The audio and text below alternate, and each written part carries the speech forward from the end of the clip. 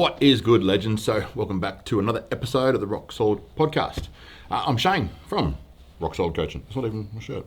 And today we're getting straight into something a lot of people think they're doing, but they're doing it wrong. And I'm talking about training for strength. In this episode, it's not about a stupid amount of reps. It's not about the pump gains in the gym, because the pump doesn't mean shit for strength and hypertrophy. And it's not about looking good in your singlet. We're talking real strength, the kind that moves some serious weight, it builds serious muscle, and gives you an edge both mentally and physically. So I'm going to break down the right rep ranges, which type of lifts actually matter and mean something, how to use your volume properly, and the rest times that won't kill your gains and strength increasing. And the biggest mistake most gym goers make. So sit back, chill, listen, and I will fill you in. Now I want to understand the rep ranges for strength versus looks.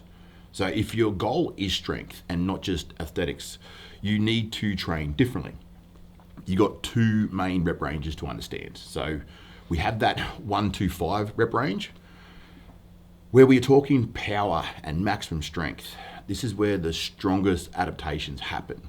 You're firing fast twitch muscle fibers, pushing heavy loads and building pure force output. Then we have the 6 to 15 reps. So this is muscular endurance and hypertrophy. Great for size, blood flow, and muscle volume, but not your go-to for max strength. This is where most of my training programs sit in this rep range. But if you're chasing your PRs, athletic performance, or you just want to move heavy things like an absolute animal, the 1 to 5 rep range should be your range of targeting. But this is the down low, so it's not neither here or there. Mix both is fine. Just bias towards what your goal is. So we need the right types of lifts. So you're not building serious strength doing one arm cable curls or single leg extensions. Strength requires compound movements. Exercises that let you move more heavy loads through full rep ranges of motion using multiple muscle groups. So the type of exercises I'm talking about would be like your squats, your deadlifts, the bench press, could be either flat or incline, the overhead press, rows, and some lunges.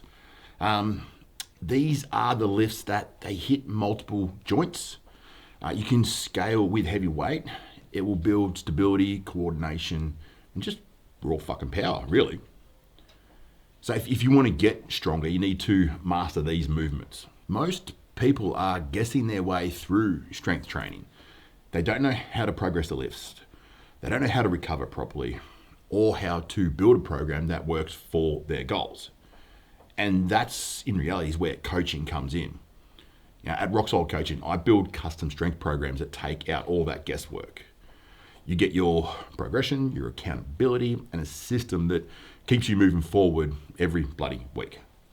So if you're serious about getting stronger and you not just want to keep on pretending or guessing, apply at the link in the description or shoot me a DM on Instagram or Facebook. So how much should you do? So we're talking training volume, and this has got a lot of hype recently from different studies that are coming out. Now you have exercises in mind that you want to hit. You've picked the right lifts and the rep ranges. Now, how much work should you actually do? And that's what the training volume comes in, which is your weight times reps times sets.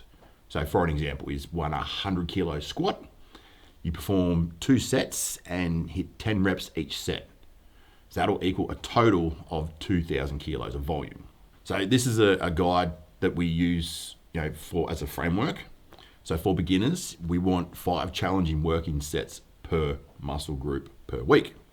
Then if we look at an intermediate person, we want 8 to 10 sets per muscle group per week. And if you're an advanced individual, anywhere between that 15 and 20 plus sets per muscle group per week. But what you want to do is you want to start low, work on the movement pattern. Don't let your ego get in the way, and over time start to escalate your programming. Just remember that more isn't always better. Better is better. Progress the volume strategically. Now, you hear me banging on about this a lot, but you need to rest accordingly. So training heavy means resting hard. So I'm talking about training between sets and between sessions. So you want none of this 30 seconds rest between sets. You know, if you're pulling 90% of your 1 rep max, 30 seconds isn't allowing you to recover adequately for the next set. So typically that 1 to 5 rep range, you need whatever time you need. But we recommend anywhere between 4 minutes and whatever time you need to recover. This will depend on the intensity of that set. Then 6 to 15 rep range. We'll aim between that 90 seconds up to 3 minutes. This isn't just about catching your breath. Your nervous system needs time to reset so you can hit the next set with some full force. Unless going back into the next set and you're still recovering, the next set is just not going to be productive. And between sessions, we recommend between 2 to 3 rest days between heavy sessions per muscle group. So if you do legs on a Monday, don't do legs again until Thursday. But if you're sore, you're fried, and you're weak, your body's talking and you need to listen to it. Now, in the real world application, here's how you put this all together. So you want to pick 3 to 5 compound lifts per training day. Focus on that 1 to 5 rep range for strength work, so your heavy sets with good form. Add 1 to 2 high rep sets for accessory muscle development.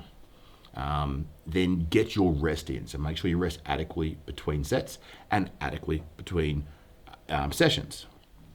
And now you need to track your lifts too. The reason you want to track them, you want to see how you're progressing, and then over time increasing the load and the volume. And then you can typically progress them either weekly or bi-weekly. And don't program hop. Some of the best competitors out there will stick on the same program for a year straight. You want to stay locked in and build your base. But just remember, you don't get strong from what you occasionally do. You get strong from what you do consistently. And while we're here, if you're looking for supplements that support your strength and that actually help, slide into the Rock Solid supplement store. I'm not talking about sugar pump pre-workouts or $100 bloody test boosters. I only stock what works and what I predominantly use. So like creatine monohydrate, some quality protein, sleep support. Now, these all help you recover between the heavy training days. The link is in the description. All this talk of the volume and reps and sets and exercises and recovery, this all gets discussed even deeper inside my free school group. We break down form, programming, recovery, mindset of staying consistent. Even when life gets busy, there's no gimmicks, there's no bullshit, just everyone with the same paths and same goals. You're welcome to join. It's free. The link is in the description. If this episode hit and shone a little bit of light on what you're doing, here's what I want you to do. Pick your lifts, set your rep ranges, train like you mean it, rest like a pro, and apply for coaching when you're done playing small and you want some consistency. Make sure to give me a follow. Hit the description for all the links, coaching, supplements, and the community. I'm Shane.